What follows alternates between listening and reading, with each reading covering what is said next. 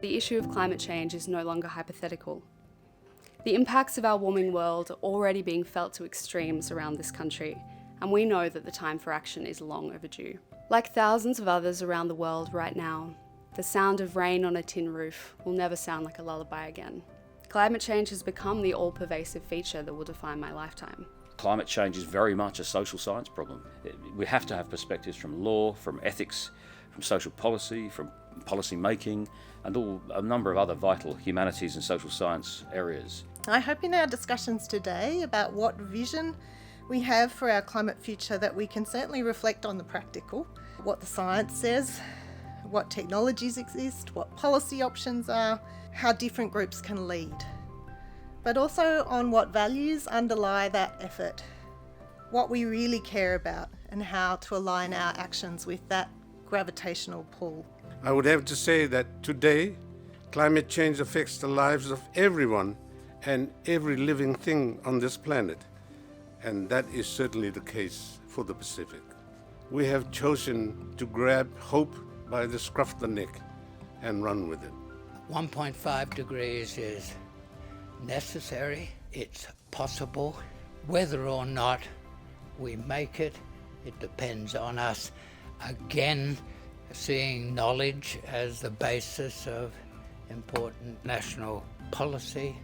There is a humongous wealth of knowledge in First Nations people and in the minds and the systems and the holistic and circular way of thinking, knowing, being and doing to learn with, not just from. If people took the time to understand that knowledge obviously that we have about our country, our waters, our sacred places, and the kinds of developments that we could co-create on our country that were, consent was given for, that were co-designed, etc., they would be completely different kinds of developments. And so we all lose when people don't acknowledge and recognise the depth and breadth and, long history and knowledge that we have. I think a lot of our communication needs to be converted into stories and narratives.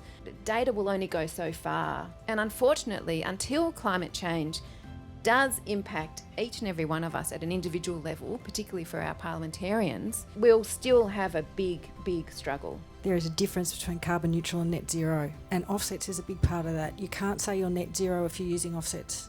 You might be able to say you're carbon neutral, but you're not net zero. And in fact, the Science Based Targets Initiative has said you cannot claim a Paris-aligned pathway by 2050 if you are using more than 5 or 10% of your footprint reduction as offsets.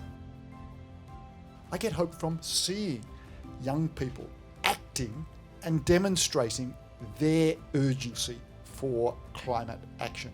The future is theirs to live through, and we have to give them a better future to live. Just remembering that a better world and a great world is possible and holding on to that, and remembering that we deserve that. I want to end by encouraging everyone to find a way to drive climate action in your community. Whether in your work, your advocacy, or your choices as a consumer, you have an important role to play in solving the climate crisis. So let's get to work.